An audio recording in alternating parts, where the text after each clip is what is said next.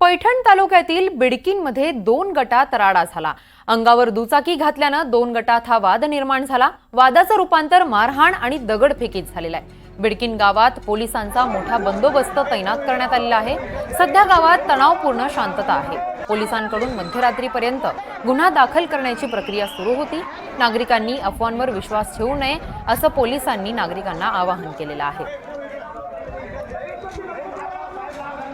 छत्रपती संभाजीनगरच्या पैठण तालुक्यातील बिडकीनमधील ही घटना आहे। बिडकीनमध्ये 2 गटात हा राडा झालेला आहे। अंगावर दुचाकी घातल्यामुळे 2 गटात हा वाद झालेला आहे। या संदर्भात अधिकची माहिती देत आहेत आमचे प्रतिनिधी मोहसिन शेख। मोहसिन, पैठण तालुक्यातील बिडकीनमध्ये 2 गटात राडा झाल्याचं समजतंय। नेमका हा राडा कशामुळे झालेला आहे आणि सध्या तिथे परिस्थिती काय आहे? किरण, हा वाद जो आहे तर सुरुवातीला दुपारी झाला होता। बिडकीन गाव आहे, संभाजीनगर पासून 20 किलोमीटर हे गाव आहे आणि या गावात काल दुपारी 2 तरुणांमध्ये गाडीचा धक्का लागल्यावरून वाद झाला होता। त्यानंतर त्यांच्यामध्ये मारहाण पण झाली, मात्र तो वाद तिथेच मिटवण्यात आला होता। मात्र नंतर पुढे रात्रीच्या सुमारास 8 ते 9 वाजेच्या सुमारास हे जे वाद झालेले ते तरुण पुन्हा एकदा समोर आले आणि त्यानंतर जोरदार राडा झाल्याचं आपल्याला पाहायला मिळालं।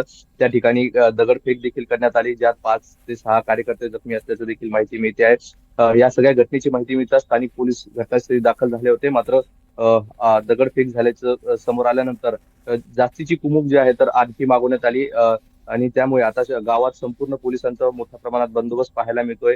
जे जखमी झाले त्यांच्यावर एका खासगी रुग्णालयात उपचार सुरू आहे आणि पोलीस सगळ्या परिस्थितीवर लक्ष ठेवून आहे। गावात सध्या तणावपूर्ण शांततेचं वातावरण आपल्याला पाहायला मिळत आहे आणि पोलिसांकडून सतत आव्हान केलं जात आहे की कुणीही या सगळ्या घटनेबद्दल अफवा पसरू नये किंवा कोणतीही माहिती मिळत असेल तर ते पोलिसांना कळवावं असं पोलिसांकडून सांगण्यात आलं आहे। गावात पोलिसांची जे पेट्रोलिंग देखील सुरू असल्याचं पाहायला मिळतंय।